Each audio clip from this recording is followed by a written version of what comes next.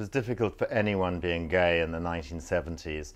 Um, if you take that into southern Africa with all of that macho-ness, you just amplify that 10 times. The point is, and the bottom line is, you just were not gay. It did not work. There were, of course, some rather limp-wristed people who worked for the television companies and in the theatre, but I never saw myself as something like that. And so it was confusing, why did I have these feelings? And yet, I knew that I was as macho as the next guy. And so what was this all about?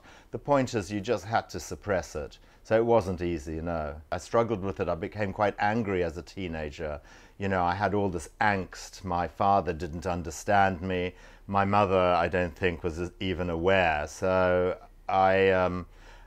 you do get angry, absolutely. You do your best to try and find girlfriends, which always end up as a bit of a comedy, really, because you're fumbling around. But then I realized all my friends were fumbling around. So, I think as a teenager, I don't think it was any different to anywhere else in the world, except that if you were ever caught, I think the punishment would have been harder.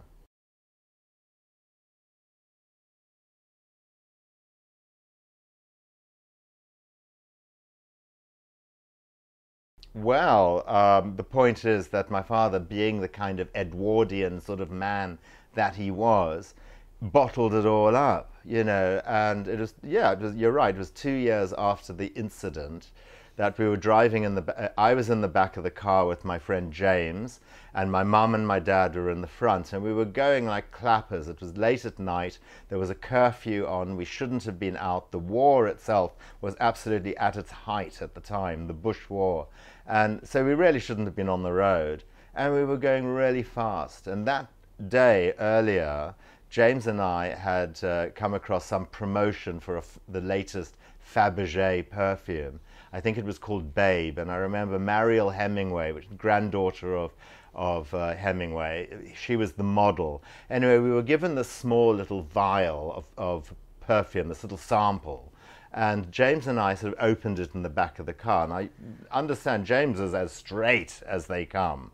But, we just wanted to smell what it was like. So we were sort of smelling it. Suddenly, the next thing, all hell broke loose. My dad had hit the brakes. We were squealing across the road. Actually, we all thought we were being ambushed. And then the car came to the sudden stop. There was absolute silence. We're all in the dark at the back. Then this hand comes out. My father grabs the perfume, throws it out the window, and he said, "What the hell's wrong with you? Why can't you smell like a man? Why can't you smell like Life Boy?" And we're sitting thinking, oh my God, where is this going? And then he said, "And another thing, what the fuck did happen that night in the Seychelles?" Whoa. Well, I didn't tell him, and my mother said, "For God's sake, John, drive on. This is a dangerous part of the road." So we drove on, and he never got an answer.